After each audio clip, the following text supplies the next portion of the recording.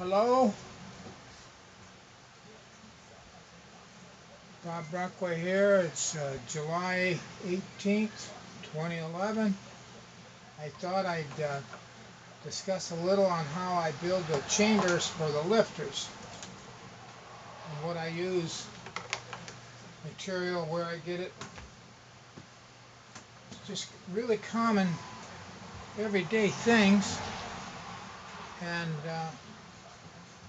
generally not too special.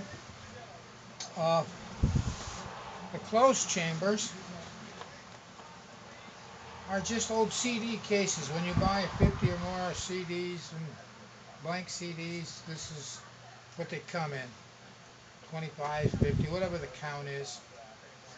And my son goes through a lot of them, and I asked him to save them, and that's how I got such a variety.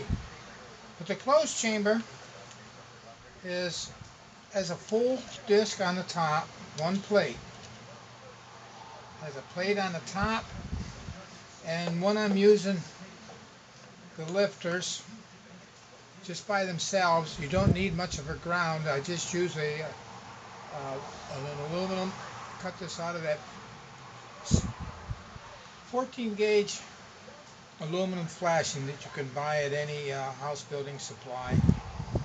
It's easy to work, it's soft, you can cut it with a pair of scissors, and the lifters, they don't require, like I said, a huge ground, so I don't put one in. But when I do want to do an experiment where I feel it requires a full plate, this again, I cut this out of flashing aluminum, real flashing aluminum. Now I have punches, and that's how I get my center hole. And what I do after I'm done, if you can see the polishing marks on the edges, you want to remove all burrs and smooth it out as best you can. And then you just drop it on. Now, depending on the experiment, most of the time, I just take an ordinary O-ring. These are roughly 5/8 diameter, so you have to, and that makes the bottom plate. Then you put whatever you're going to a lifter, or I even use this as my Volta Hellstorm chamber, and it has many other uses, and you're going to see later on in other videos. But that is how I do that. Now I raise it right off. I got my hands on some. These are rubber blocks. They're actually bigger. I cut them down to size and fit them in here. And it makes nice little legs for them to sit on. And I can run my wires without having any real problem, because it's up about 3/4 of an inch off the surface. And it makes a very nice, sturdy little chamber. And I also have tall chambers. They're about roughly twice as high. And you can do the same thing. Now we have the open chambers. And open chambers, this happens to be this is a 6-inch plastic crystal out of a clock, an old clock. And the green part here is nothing more than a plastic bottle cap off of like a juice bottle or something. And the insulation here is just a nylon. This is single wire bell wire that I use, single bell wire, and I put a nylon tubing insulation over that. I got my hands on a great deal of quantity, and actually what it is, it's air supply line for people that need it, and they have to replace it all the time.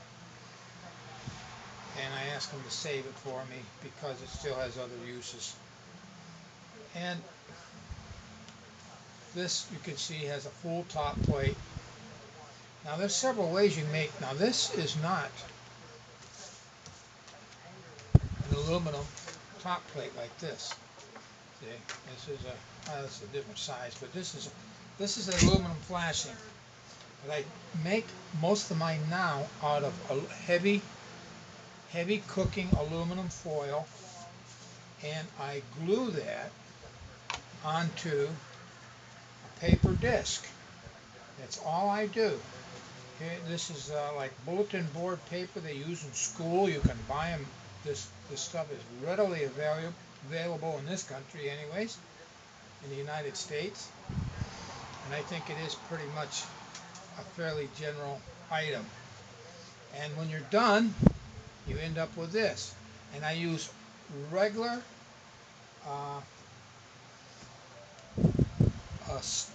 school, just for school projects. Let me see if I can.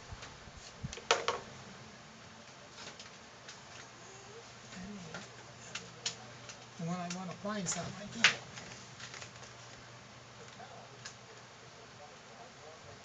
But this is the type of glue I use. It's just what they call glue sticks. It's water soluble, works well, really does. I really like it. And it's inexpensive, and be generous with it. Put on an even coat.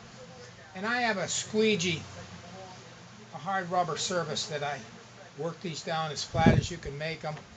As you can see, there's probably some nicks in, and they work well. They work as good as the aluminum flashing, which is solid aluminum. This is a laminate actually with a paper center. Works fine. Just have had no trouble with them at all. Now, the base of the open chamber lifter. Now, this is a lifter on it, but this is the bottom plate, and I make them the same way. I use aluminum foil on a paper core or a paper disc. Got my fan going, it's so hot. Stick around. And this is another bottle cap, and I happen to have 1/4" sleeves that go that just ID that slide right over the shaft real good. And I use a nylon tubing to as to hold it. You can improvise. You don't have to. This is you'll be able to. But I glue all this together, and I use super glue. I buy the bottle with a brush on it. That's too far away. I'm not going to worry about it. Show it to you. It's just a bottle, and if you get super glue, you can buy it with a brush applicator, and that's what I recommend. You get a lot more out of it. And you got more control on applying it. You don't need very much, of course. But this happens to be 2-inch.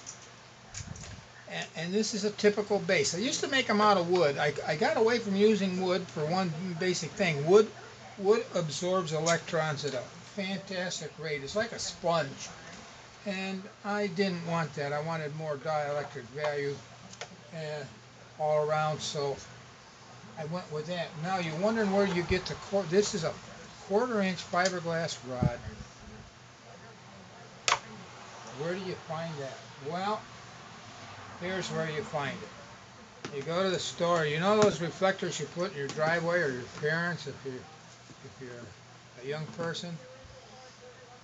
Well, they're pretty uniform. They all come with a nice 1/4-inch fiberglass rod for sticking them in the ground. Well, if you put the reflector in a vise, or even have somebody else hold up, stick real tight, and somebody else grab it, they'll pop right off. And that's what I use. I give the reflectors to my grandson. He likes them. But I've gone through quite a few of them, but they're real handy, and they're really very consistent in their size. They do vary.